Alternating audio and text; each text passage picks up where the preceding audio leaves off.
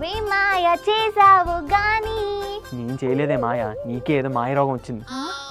Reel upload అవ్వట్లేదు యశాంత్. అర్థమైంది, reel upload అవ్వలేదు, మొబైల్ నెట్ వీక్ గా ఉంది, నీకు వైఫై కావాలి అంతేగా? అంతే, సాయంకాలం కల్లా వైఫై లేదంటే నీ వైఫ్ చేతిలో నైఫ్ ఉంటది. నువ్వు అంత వైలెంట్ డెసిజన్లు తీసుకోకే, నాకు కత్తిరిన కైపు.